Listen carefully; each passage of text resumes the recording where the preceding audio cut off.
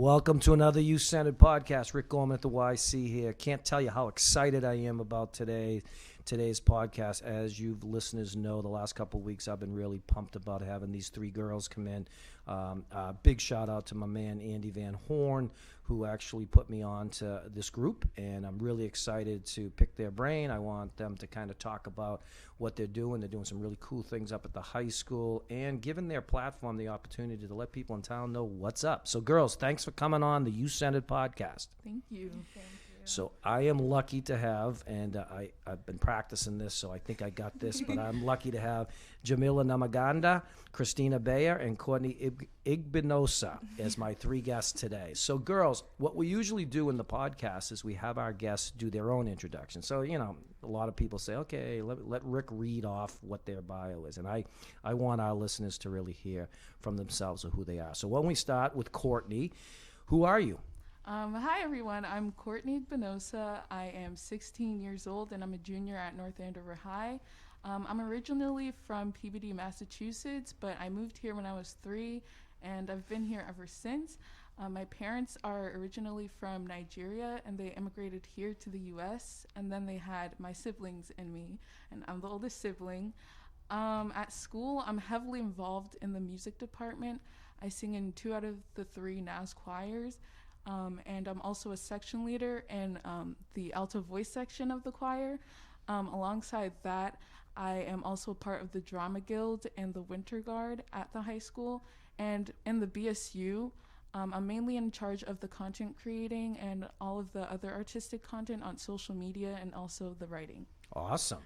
Christina, who are you? Hi, I'm Christina Beya. I'm 17 years old, and I'm a senior at North Andover High. I'm originally from Revere, Massachusetts. I moved to North Andover the summer before my 7th grade year. My parents are originally from the Democratic Republic of the Congo and immigrated to the U.S. in 2001. At school, I sing in the NAHS choir. I'm also involved in the Drama Guild. And after high school, I plan on going to college and majoring in political science on the pre-law track, hoping to make my way into politics. I haven't committed to any colleges yet, but, Wow, small world. So first of all, I was a political science and pre-law major in college myself, Oh, wow. and I'm from Winthrop, next door to Revere. Really? So how long did you live in Revere? So I was born in Boston, and we lived there till I was 4 years old, and then we moved to like Ohio and Atlanta, and then we came back and we lived in Lawrence, Salem, and we came back to Revere. So I was there. So you've been pretty much everywhere. Yeah. Awesome. So I was there until 7th grade when I moved here. Great. Yeah. And in the BSU, I'm in charge of networking and connecting with other BSUs in the Boston area. Great. I'm looking forward to really hearing about other groups that are doing it too. And last but not least, Jamilah. Hi, I'm Jamilah Namaganda. I am 17 years old, and I'm also a senior at the North Andover High. I'm originally from Lowell, but I only lived there for like 4 years. Then I moved to Burlington and Texas, and I came here in 7th grade. My family is from Uganda, and they moved here for better opportunities. Just my parents. Most of my family lives there. And I'm the oldest in my family. I am also part of the North Andover choirs as well, 2 of them. I plan on majoring in nurse anesthesia, and I'm planning on committing to Worcester State. And for the club, I am in charge of organizing and finalizing things and like selling products for the club. Awesome. Very excited to hear. So let's start where it started. So offline, we talked a little bit about, my history here and how excited I was that your organization is around and doing some great things. So how did the Black Students Union start at North Andover High School? So over the summer, our advisor, Miss Patry, she emailed me and she was like, I feel like our school needs more than just like a student council and a student ambassadors. We need a voice for students of color. And so she asked me like if I wanted to start a Black Students Union. And my first thought was I need to ask someone in the, like one of the underclassmen to be a part of it so that this can continue on because I was going into my senior year. So I decided to ask Courtney. Nice. Yeah, so going off of that, I remember last summer she came and asked me if I wanted to run the club with her, and I was really excited to join because I was really excited of there being the prospect of a club where students of color, black students, were able to come together and reside in a safe space, because I know that I myself and they, and I'm pretty sure many students of color across the town, haven't really had a safe space where they felt free to express themselves or felt free to discuss certain issues about race. So just the fact that this was an idea, I was totally on board. And then I began asking some of my other friends, like, hey, do you see yourself joining this club in the future if we ever started it? And so a lot of people were like, yes, I'm on board. And then in October, we started our Instagram account, and then the rest took off from there. So How many kids are in the Black Student Union? A lot. We have like 50 like in our like registration, but like actively like half of that, I think. Yeah. 20. about 20. Yeah. But this is your first year, right? Yes. So to have 25 active people and It's very 50, exciting. Yeah. it's very exciting. So talk to me. I'm big on, mission statements. So what is the mission statement of the Black Student Union? So our mission statement is to really uplift and feature Black and brown voices at the high school, to really discuss certain aspects of the Black community and certain issues within the Black community, and also to help serve our community, especially Black, Indigenous, and people of color communities throughout the Valley, hopefully, through certain acts of service. And we really want to improve race relations, not just within North Andover High, but across the community as a whole. Now, you guys mentioned that you wanted to do some background on other Black student unions. Where did you hear of are there local towns and high schools that also have Black student unions? So we haven't connected with anybody locally, like in the Merrimack area, but I have a friend in Stoneham who started SOAR. It's Students Organization Against Racism. Against racism.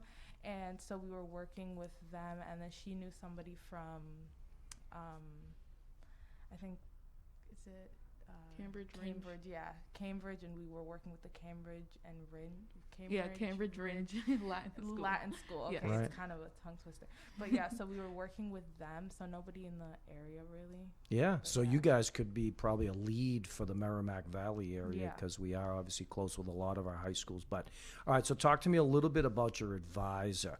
And after you talk about your advisor, let me know in the first year, how has it been received from adults at the North Andover High School?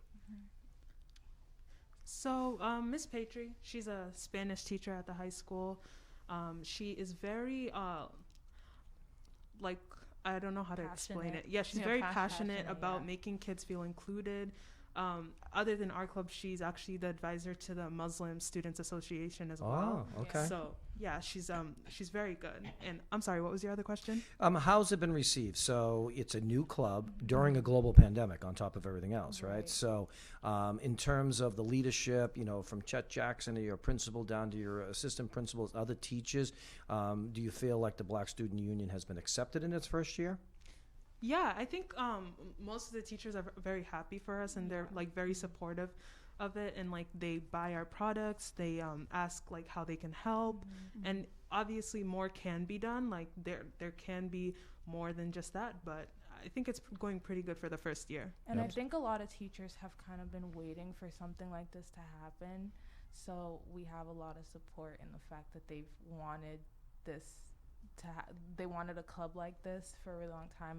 I just think a lot of teachers didn't know where to start and who to ask. So we're glad Miss Patry did. Yeah. And I know I talked to you a lot about Mr. Van Horn. He's the one that actually suggested that I get in touch with you guys, and he's pretty pumped about this organization too. So for people that are hearing this the first time, and obviously we're heading into the back end of the first year, but how would any student at North Andover High School get involved with the BSU?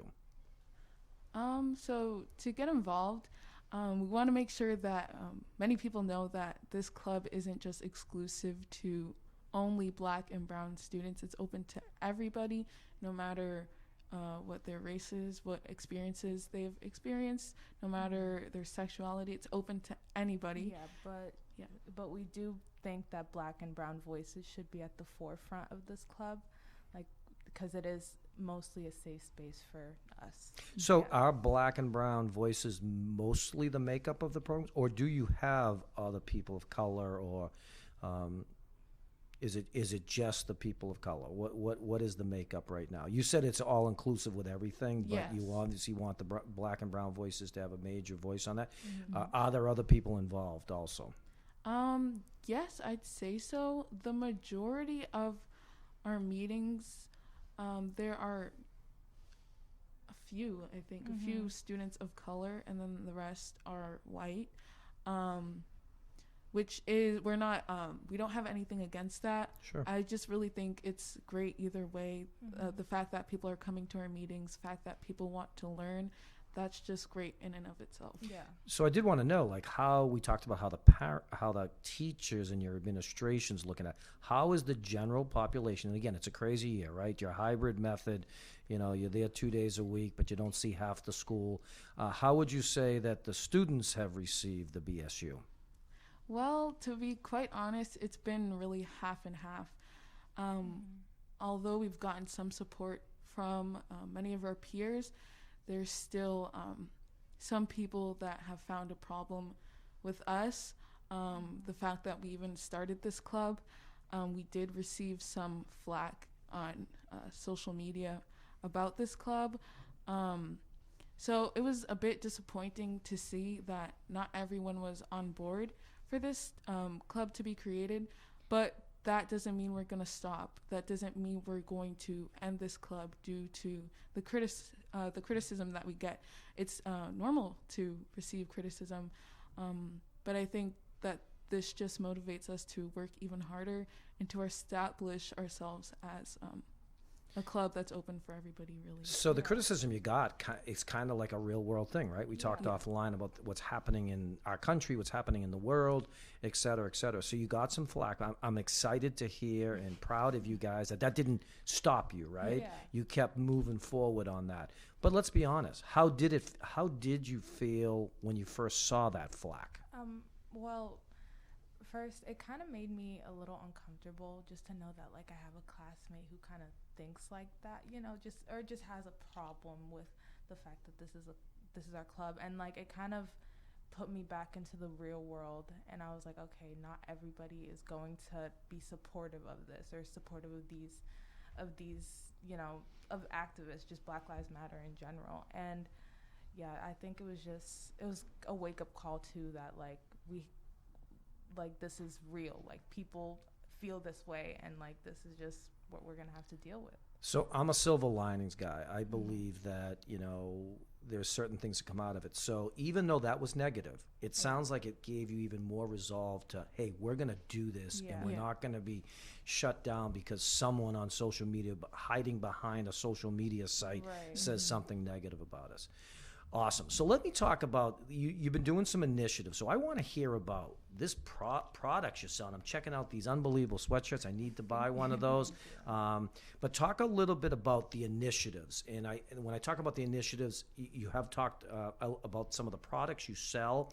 And I want to know initiatives-wise, and again, we're in a global pandemic, but how are you doing to kind of initiative to get the word out more in any events or any activities you're trying to do, virtual or live? Talk to us about your products. So because this is our first year and we're really starting out, we're mainly focusing on reaching a lot of the students in our school.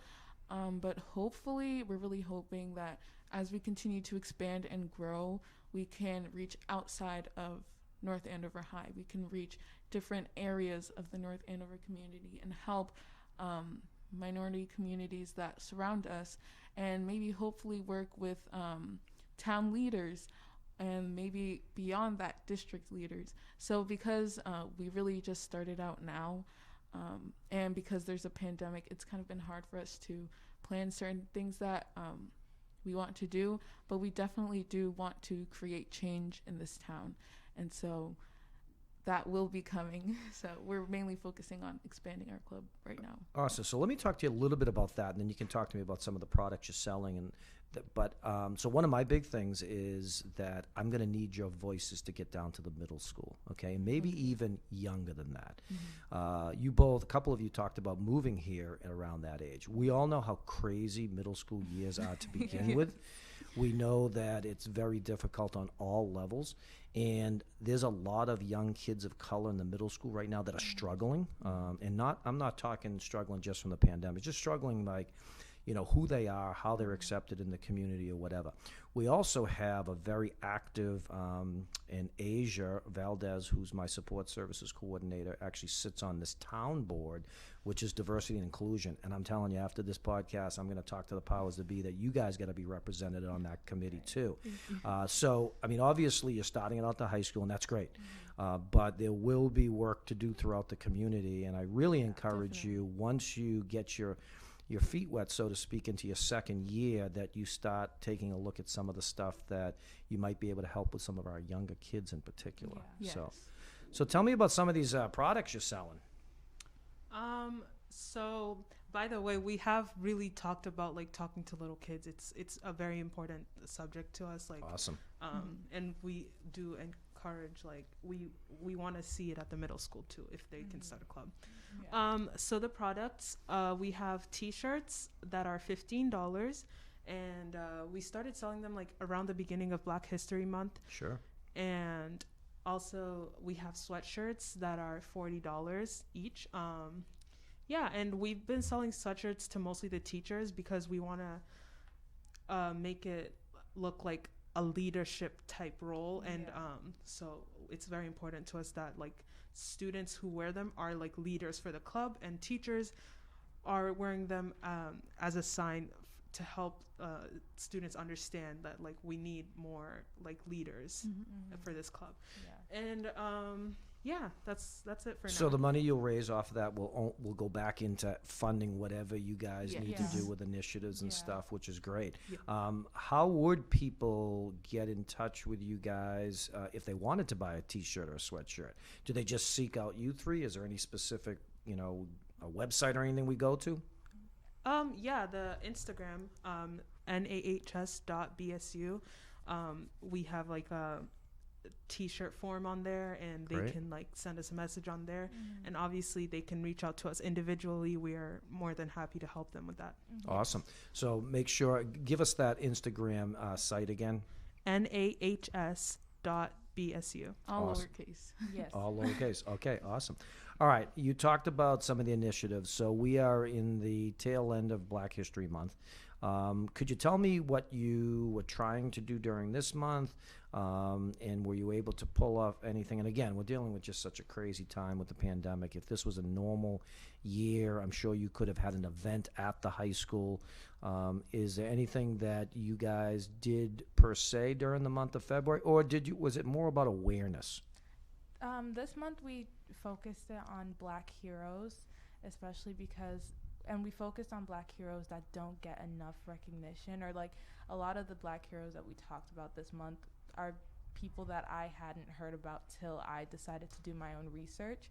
So that also goes back to like the curriculum. I think we definitely need to work on teaching students on like Black history just in general. So we focused on that. And can you give us one of those heroes that you did some research on that people may not have known? Yeah, sure. We actually researched a lot about Claudette Colvin. She was actually the first Black woman to refuse to give up her seat on a bus to a white person, and a lot of people think that Rosa Parks was the first person, but she wasn't. She was 15 years old. She did it, and she got in trouble for it. She got arrested. She went to court.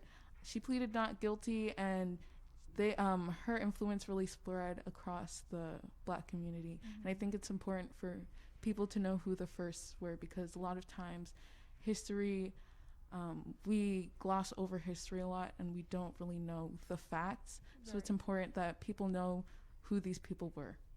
Yeah, I mean, thanks for educating me, because I didn't know that. I mean, and this No is, problem. something if you pick up all the time, everybody knows about Rosa Parks, which was a phenomenal thing. But Yes. listening to you, she wasn't the first. So let's talk a little bit about, and we talked offline about this, and I brought up, and again, I'm a million years older than the three of you, but I was talking about that during the pandemic, I picked up a textbook that I had like in the 7th grade of history, and I was blown away about like what I was taught as a 7th grader. And we were talking a little bit offline that we need to do more in our curriculum and education at the high school, middle school, wherever, as we teach kids. What's your thoughts on that? And is this something that will be an initiative to kind of get maybe some curriculum change at the high school? So I really think that schools really need to dive deeper into not just Black history, but history of people of color, because they, along with other white pioneers, have helped shape this country so much, and they don't get as much recognition. For us personally, in our history classes at school, Black history is not taught extensively, but luckily we have had some teachers who do a great job incorporating Black, Indigenous, and other people of color's history into the units that we're learning about, and we really commend them for that. But even so, more work really needs to be done. We can't keep having the same lessons over and over again about slavery and the civil rights era and not really going further than surface level. It's always like we scratch the surface and we don't really go deeper than, let's say, who Martin Luther King Jr. was. I mean, it depends what class you take, but really still, there's so much more to Black history than those two eras. And so we really need to go deeper and examine all the aspects in which African Americans and people of color have contributed to American society as a whole. Yeah. What's your tact on how you would start that? I mean, is this something where, with the help of your advisor and some like-minded educators at the school, that you would start to put something together, maybe even get to the school committee to talk to them a little bit? Tell me a little bit of what your plan might be on that. I think that actually might be something we do in the future, definitely collaborating with not just our advisor, but with the members, because having them incorporated in all of this is really important to us. And so we can create a plan of ways on how to incorporate Black history and POC history into our lessons, and not just in history class, but for example, music or STEM. So I think that would be really a great thing to present to the school community. Maybe have them review the curriculum, and hopefully we can do something about it. So that's definitely on our list of things to do. Yeah. So tell me a little bit about, you're taking this off, and obviously you're doing some great work during a global pandemic. How hard is it to kind of, you're passionate about this. How hard has it been with the pandemic, or you feel like you're figuring it out somehow? No, I won't lie. It has been really hard, like with COVID, because we can't have in-person meetings, and that's one thing we've been looking forward to like a lot, like having an in-person meeting, and that might not be able to happen this year. And I feel like talking to people in person it's a big difference than when they're through a computer screen, their cameras are off, you don't know how they're reacting or if they understand, because like in our meetings sometimes it's discussion based, and sometimes we're teaching them something new about the Black community, and stuff like that. So it's hard, like during COVID, when you can't really connect with people on a deeper level. Yeah. Absolutely. So talk to me a little bit about, so I'm a person that looks in the mirror all the time in terms of what we can do better, right? And in my world of running the youth center here, we constantly do that. Like, we don't rest on our laurels, and we don't, say, okay, we're doing great, blah, blah, blah. What could the community in general do more, whether it's the youth center or just, the whole town of North Andover? What could we do more to help you? So based off my experience being here, I really think that North Andover as a whole has a problem of not being willing to start important discussions, being afraid of starting these discussions. I'm not sure if it's because some people are scared of possibly saying the wrong thing, or maybe there's hatred in some people's hearts that they don't feel the need to start these conversations. But I really think that the town as a whole really needs to acknowledge the existence of things such as privilege, especially white privilege, racism, and prejudice, because it's been so long. These things have existed for a while. You can see them all throughout American history, all throughout our history, and we have seen the way that it has suppressed certain people and have elevated others, and it's been damaging. And at this point, I think you can't really deny that racism doesn't exist, that certain people have privilege. You can't deny it anymore because it's all around us. It's real. And just because you don't experience it doesn't mean that others don't experience that. Right. So although everyone may have different opinions, we really need to come together and discuss these things, because these things are affecting people daily. These things are hurting people. So we need to talk about racism on all different forms of racism. We need to talk about all different forms of privilege, and just be open, be willing to learn, and be willing to listen. And through that, I believe that change will happen, and discussions like these will be accepted more in the future. So. Right. Well said. How about you two? You agree with everything she just said? I do. And I also think, like, at the same time, we all understand that we're pretty fortunate to be in Massachusetts because we are pretty liberal, and a lot of people are willing to listen and are more progressive. But a lot of the times people will overstep and, silence Black and people of color's voices. And we just ask that people, listen and let Black people and people of color be the forefront of these kinds of discussions, because it's our experience. Well said. I mean, I think what I'm hearing from you is have an open mind and be open to dialogue. Okay. Yes. And as you said, Courtney, I think that some of the reasons that you think that maybe people don't do, I think, are right on. I think there's a lot of fear. I think there's worried about saying the right thing versus the wrong thing. And I think there's some people out there that don't want to deal with it either. And that's a reality that we as a world has to deal with. Take me back. We were talking offline, and you guys came to the event that we held last year, a vigil on Drummond Field, that we worked in collaboration with the Merrimack Valley Black and Brown Voices. By the way, are you connected with them at all? Yes, we are. Okay. Yeah. So Mayara is one of my former workers here, but good people doing a lot of really good work. So I'm glad you guys are connected. When everything was happening last year from George Floyd, and let's remember, I mean, stuff like that was been happening for decades, centuries, et cetera, et cetera. But what was it like for you three during the crazy time of last spring? We're dealing with the pandemic, and then we're dealing with major race issues that were on every news channel, et cetera. What was all that like for you three? It was very emotional. Like, it took me a long time to even just watch the video. And also growing up in a Black family, African family, it's like the fear that you don't know if your dad is gonna come home every single day, because like my dad, he has been stopped by the police for no reason a lot. So it's like you imagine, oh, that could have been my father in that position. We all have Black fathers, like it's cousins. Just like all of our family members are like are Black. So it's just like you think about it and you're like, wow, that could have been someone I love deeply. And like it became such an emotional thing for the Black community to see that this is how people treat us. And honestly, this has been happening for so long.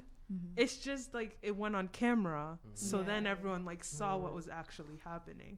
But like people didn't even know stuff like this was happening, but we've grown up seeing this. It's just like now, because it's on CNN, it's on all the news channels, that's when people start to realize how big of a problem this is. For sure. How about you guys? I agree with Jamilah. I think it was really emotional, and it was. I've never seen the video of. I've never seen George Floyd. Like, I just never saw that video, and because it's just one of those things. It's very traumatic, and I think collectively, the Black community went through a trauma. I think it's just. Yeah, it was just really disheartening seeing something like that. Sure. Yeah. The day we held the event here, and I was very proud to sponsor it here and work with a lot of groups like Merrimack Valley Black and Brown Voices. But my problem is it was a one-time event, right? And I think the town came out very much supported. Drummond Field was packed with people, all following social distancing and wearing masks and things like that. But I felt there was a lot of empathy. I thought there was a lot of love. My problem is it's got to be more than one event, right? It's got to be an ongoing thing that we need to continue to work with that. And that's why it's exciting to see you guys. It's exciting to see Merrimack Valley Black and Brown Voices. It's exciting to see that the town has put a diversity and inclusivity committee together to start addressing some of these things. So let's talk a little bit about you three. Obviously, you talked a lot about your advisor, and we've mentioned a few teachers, and I think you come from some pretty special families. But talk to me a little bit about whether it is family or not. Who are some of the biggest mentors in your lives? For me, definitely my parents. First of all, I really do thank them for everything, even considering everything they've been through, being immigrants. And working so hard to give me and my siblings the opportunity that we have today. It's really, I can't thank them enough for making me the person that I am. So firstly, I consider them as my biggest mentors. Alongside them, regarding this club as a whole and inspiring us to be better leaders, I definitely say that our mentors are the Merrimack Valley Black and Brown Voices, and also the NAACP, which is the National Association for the Advancement of Colored People, specifically the Merrimack Valley branch, which I am a part of. Both organizations are very involved in BIPOC communities, very committed to giving people these resources that they may not have access to, always giving back to them. And always bringing attention to certain issues that they have. And so we really admire them. I really admire them. And they motivate us to be better people and be better leaders for our community. And we want to be like them. We want to be that organization for North Andover one day. So I'd say they are also one of my biggest mentors too. Right. How about you, Christina? Well, my biggest mentors are also my parents. My parents are some of the most hardworking people I've ever met in my life. Like, they came here. Well, my dad first came here in 2001, and he worked at like 7-Eleven. And now we have a house in North Andover. So seeing how far they've come is just really amazing, and they motivate me every single day because to work hard to get where I want to, go. Mm-hmm. So, my parents are my biggest mentors. Jamilah? My mentors are definitely, I can't just say my parents, because I have a huge family, and I'd be doing a disservice if I didn't think all of them. Like, I think most of my family, my entire family is my mentor. Like, I have someone for every problem in my life. Like, I go to my mom, I go to my dad, I go to my cousins and stuff. So I think they've played a big part in why I am the way I am today. Also, most of the teachers I've had, there's some very influential teachers that have made me motivated to even do what we're doing today. So, teachers. Yes, Definitely. Teachers, Yes. They make a huge difference in our lives. Yeah. So yeah. Give us a little shout out. Who are a couple of those teachers? For me, definitely Mr. Van Horn. He's great. He's awesome. And Mrs. Durkin. Those two, definitely awesome people. And Mr. Vigent, too. So. Yeah, for me, it's Mrs. Tracy and Mr. Fry. Mr. Fry. Yeah, Mr. Fry is a big one on my list. And Miss Durkin. and there's a lot more. Yeah. Well, Those are the big ones. as I told you at the beginning, we're going to make sure all of the people that you're connected with the high school, like Mr. Fry, Mr. Van Ho, we'll make sure they're tagged into this, and hopefully they will listen to you guys, because just in the last, we're on 35 minutes now, getting to know you guys, and the first thing I say to all of your parents right now, boy, they got 3 special daughters here. You guys are strong, and you got some great initiatives on this. So let me talk to you a little bit, not to get political. We try to keep the politics a little out of our youth-centered podcast, but we ended a really tough administration, and I think there's some hope with the new administration, but nothing's guaranteed. What would you say that the Black Student Union's feeling towards the new administration? Is it possibly going to be brighter days? What's your take on that? So with the newer administration, we're just waiting to see, because we haven't seen anything yet. We've heard a lot of promises, but we just want to see what happens, because politicians have, they do this thing where they make so many promises but they never deliver. So, and a lot of politicians tend to use Black voices to get into office but never actually do anything for the Black community. So we're just waiting to see what happens. Hopefully with a Black vice president who is a woman, like, hopefully we do see something, hopefully we do see some sort of change or some sort of like initiative, but we're just waiting to see. Yeah, I would agree with you. I mean, I have hope for this administration, but like you, I've seen this, I've heard this, and I'm, again, a lot older than you guys. I also ask people to be patient. Rome wasn't built in a day. I think we're talking 30 days into a new administration. I believe it's going to take a full year before we know if they were just promises they didn't keep, or we're going to see some real action. I'm a half full glass type of guy, so my hope is that we will have brighter days, but obviously I know that you 3 as well as other people, we got to hold people to task on this, and it's going to be good to maybe get you connected with some of our legislators. Christina Minacucci's our representative. We have Diana DeZoglu's our state senator. Might not be a bad idea to get a conversation with them. They're wonderful with you guys, and to kind of keep bringing forth all of these things here. So let me I'm going to just pick on Jamilah here for a second. You're a senior at high school. Yep. With everything that you've been through and moving here and everything else, what would you say to a young 6th grade Jamilah that moves here to North Andover that's a person of color? Ooh, okay.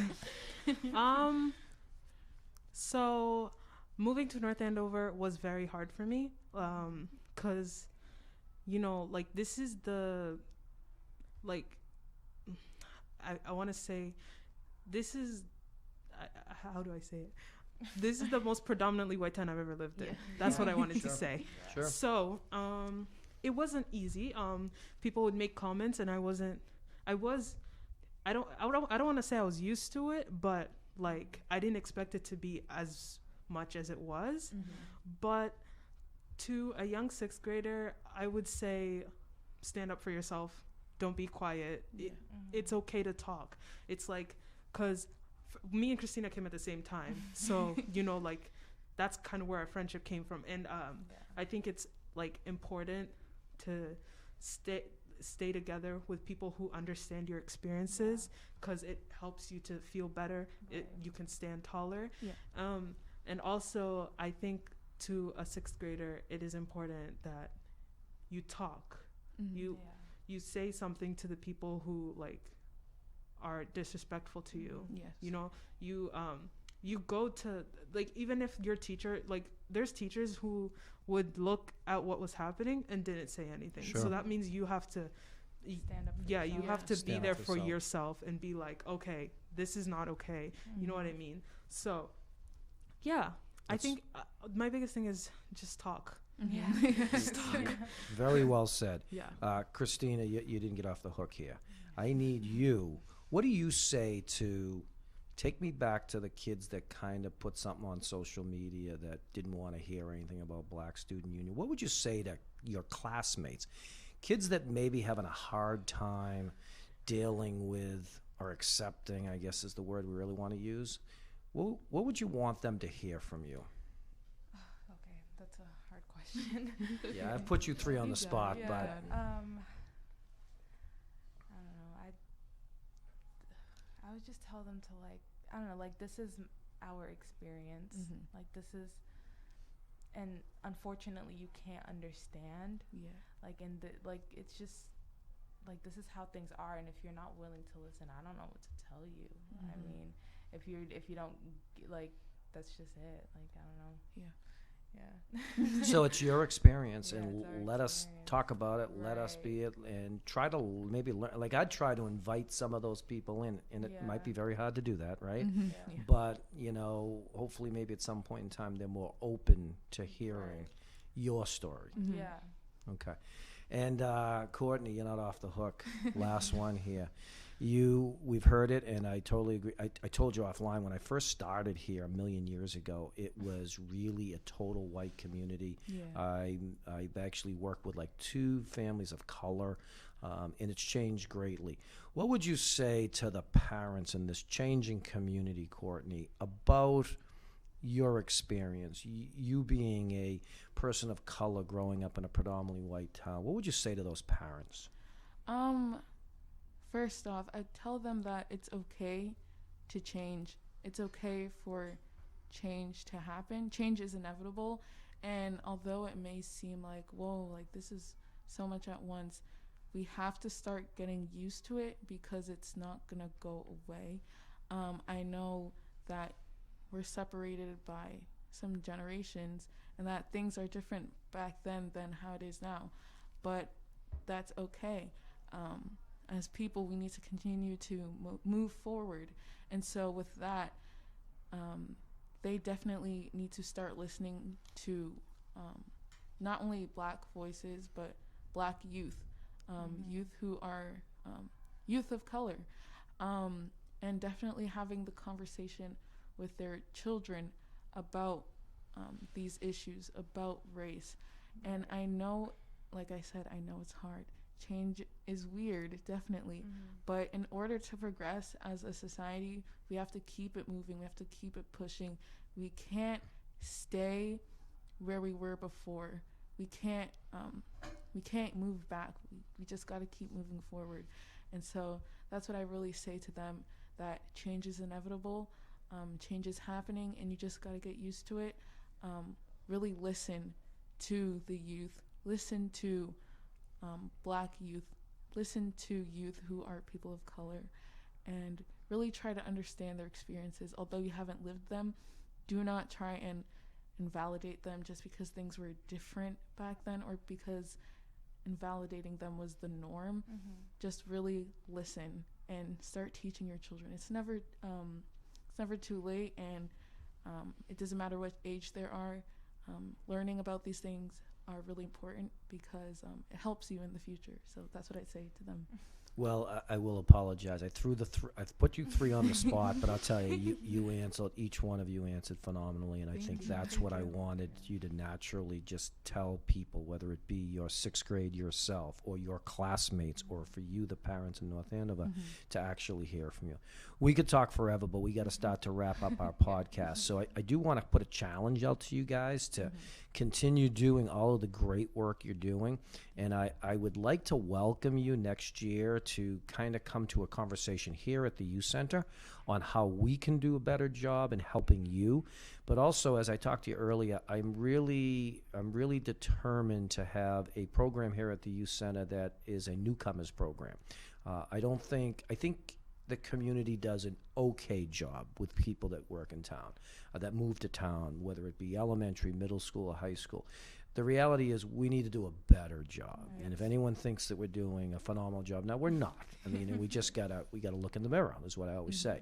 But I think we can, and working with, my good friend Steve Nugent at the high school, and maybe Andy Van Horn, and some great people, Laura Stevens down at the middle school, we can probably get something where we can do a little bit more to welcome people to our community. I do think this is a great community, by the way. I think there's a lot of really good things here, but it's not perfect, as we've talked about before, and we got to keep getting. So, do I get your commitment? I know you two are going off to college, We'll be back. but you'll be back. Yeah. And Court, you're going to have a new group of people, and I'd like to see if we can do this. All right, let me just finish by saying, girls, I'm blown away by having you guys here today. I love your honesty. I love just getting the real you, and that's my thing. I'm not into fake. I mean, tell me who you are. Tell me really how you feel about things. And you guys are phenomenal. I wish you the best of luck with the Black Student Union. Thank you. I ask kids to get more involved with this. Seek these girls out here. You know, you got their Instagram stuff. We're going to get this up on every platform that we can possibly put it on.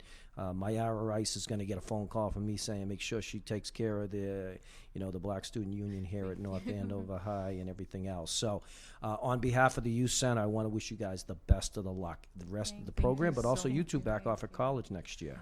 Thank you. Awesome.